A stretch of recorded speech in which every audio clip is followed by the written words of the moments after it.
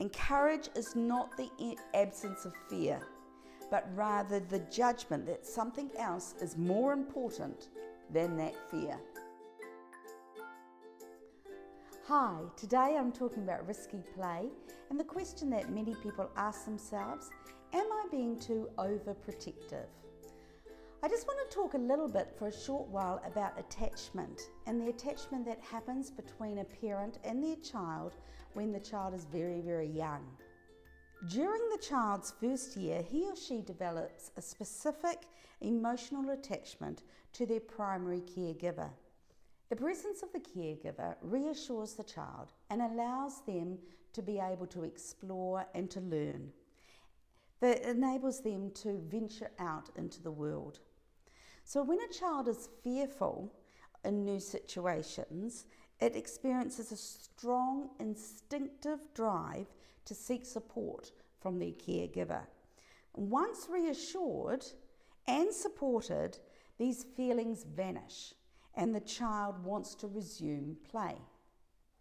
So the parent engages with the child and stimulates that child and soothes the child.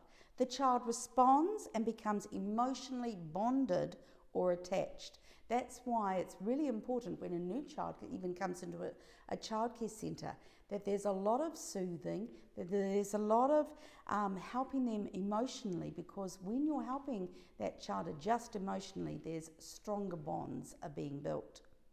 So the child now feels secure and they're playing and exploring, and the parent can guide this. Now, if the child is anxious, it does turn to the parent for help, just like I said. And so that parent supports the child, right? And the parent can correct the child so in order to keep that child safe. And it teaches them the rules of the social world. So it's natural that a parent begins to become overprotective because the child is constantly seeking that reassurance, and you need to give that reassurance. But there is also the need to release that child to explore more, support that child to find new things, to try new things. So a secure child forms relationships with their teachers easily. They're confident, curious, and happy. They're full of energy, they're socially skilled and have empathy. They can communicate well, they can emotionally self-regulate. They're willing to take reasonable risks, and they can take part in sustained activities. So as your child grows, you want to see them do those 8 things. Let's just talk about the benefits of risk. Now, success is a feeling of pride, exhilaration, and a sense of accomplishment. The ability to weather frustration or failure and to learn to perceive. We all need to learn how to work out what is comfortable and what is uncomfortable. We need to learn how to stretch ourselves and we get out of that comfort zone. So developmental growth needs to stay on track, and we don't want that to falter. But we do want them to understand what a good risk is. So we need to learn how to challenge our children and for them to overcome fear. Because if they learn to overcome fear in a right and a proper way, then this skill is going to help them all their life. So life offers challenges and opportunities, and we don't want children to be risk averse and not take those opportunities. So we want to support a can-do attitude. And that is, I can see myself as capable. I can see myself as doing that. Often your 2-year-old says, I can do that, I can do that. And that's good. But we just also need to teach them what is reasonable and what is unreasonable. I think an important word in talking about what is safe risk and what is too risky and am I being overprotective is the word resilience. Now, resilience actually means, I'll read it to you, it's the power or ability to return to the original form or position.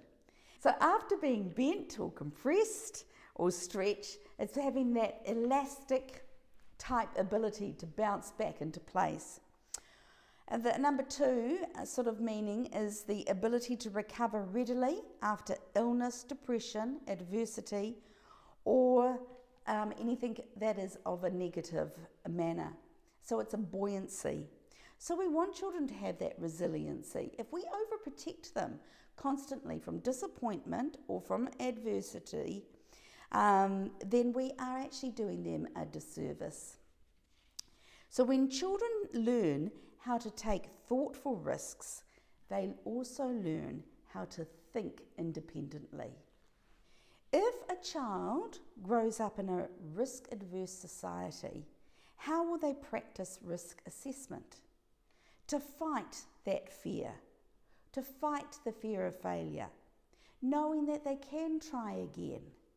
And if needed, they will gain more knowledge from that failure, and they will learn how to keep themselves safe.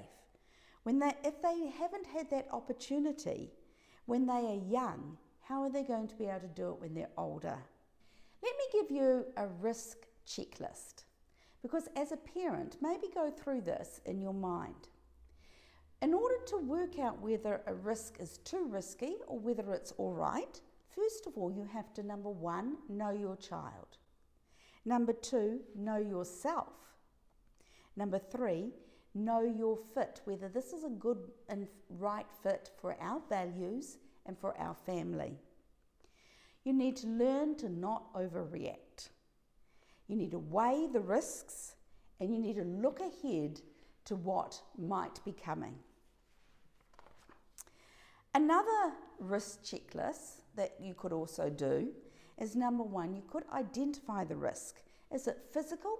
Is the risk emotional? Is it social? Is it intellectual?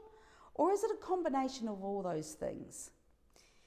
You need to stay aware of the potential dangers and the benefits of moving forward or staying still. You have to think through one's actions, and then you have to evaluate your actions afterwards, or your child's actions afterwards. So our job is not to inoculate our children against taking risks, but to guide them towards taking good risks. In pursuit of protecting our children, we may overprotect them, not allowing your child to walk over to maybe the neighbours while you're still watching them. Maybe not allowing them to walk towards the car. You know that they're walking on the path, so it's not too risky, but you are letting them go ahead of you a little bit. Maybe wanting them to succeed academically, you're pushing them academically and you oversee every part of their homework. And you're teaching them that they can't make a mistake. That learning is almost hindering them from a future of creative thinking. You are creating an atmosphere of anxiety when you oversee every moment and every part of their life. Not allowing your child to climb high, run fast, use a knife, carry their own dishes to the sink, drink out of a glass instead of a plastic cup, play rough and tumble. That's some of the ways that parents can overprotect their child. So, and I often see it, in the pursuit of protecting their children, many overprotect by constantly wanting to meet with their teacher. They want to talk about their child every 5 seconds and know every single detail of the school day and discuss their child's progress, not giving their child the ability to relax within school. They make a big deal over every simple accident. Oh my goodness, how did you get that mark on your face? Oh no, what happened? What happened? Tell me everything. That poor child's like, golly, I can't even remember. But, you know, that overreaction to a simple accident. Limiting risk-taking or overprotection increases a child's fear and makes them more nervous. I call them the nervous Nellies. But when a child is around 10 or more, overseeing everything that goes into a child's mouth, I mean, surely they can make their own lunch, decide their own things if you have been teaching them. You know, get them to make their own snack. So you can, in overprotection, create learned dependence. Parents enjoy that feeling sometimes of their child because there's such that strong attachment. That's why I talked about attachment at the very beginning, because it's natural, and that strong attachment with that child is constantly looking to you for support. But you can create an over-dependent child because you yourself always want to feel needed and useful, and you're handicapping your own child from their future opportunities. There are 6 categories of risky play. Number 1, great heights. That's trees and play structures. It's that bird's eye view that children long for. They find that thrilling to be up high and to see a long distance.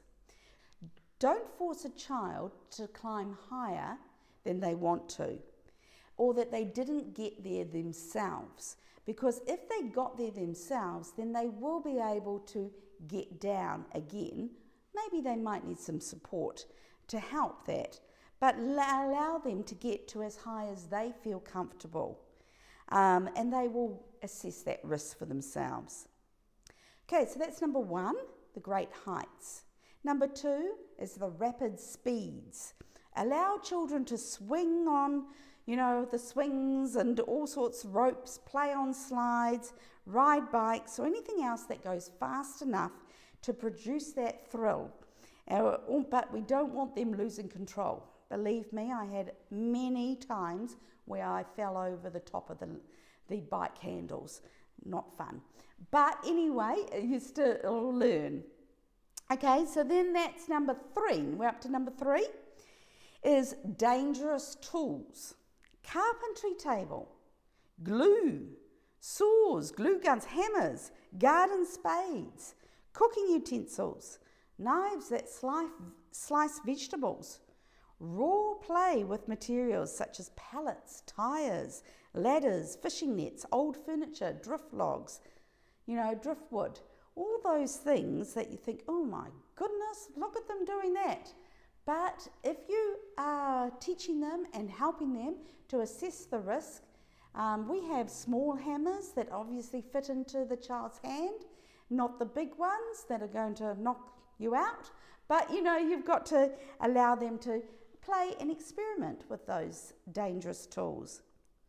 Dangerous elements. Children love to play with fire. Now that is really dangerous. And they love playing in and around water. Now this really does pose danger. And so if they're playing by a creek or by a bush or a rocky shore, you do need to have your wits about you and to watch and to help, because that is probably the most dangerous area within risky play. Okay, number 5, the rough and tumble. Children chase one another around and then they fight playfully, and the most vulnerable one is usually the one being chased and is underneath in the wrestling. So just watch out for that, but it's all good fun sometimes until it's not, and then someone ends up crying. So you just got to work out when's the time to stop. And disappearing or getting lost, this is risky play. Children love playing hide and seek and experiencing the thrill of temporary separation from their companions, such as the backyard, the tents, the sheets over the table, the garden holes. And we see it often where children are playing hide and seek, but within a managed environment, then it is fun. Just got to be really careful where they hide. You don't want them to hide in places that could be dangerous. So use encouraging words when they're taking their risks, when they're climbing up high, when they're running fast. Use encouraging words. You can do it. Hey, how can we try that differently? You did so well. Let's try again. We didn't do it this time, but let's try again. Let's see if we can. For those children who are a bit fearful, we want to make as many I can statements as we can. And also sometimes even making an adventure journal. For the real fearful child who finds it very hard to take a risk, making an adventure journal reminds them of all the things that they can do, and then they will stretch themselves a little bit further. There's a saying, a life lived in fear is a half-lived life. And in the end, we only regret the chances we didn't take.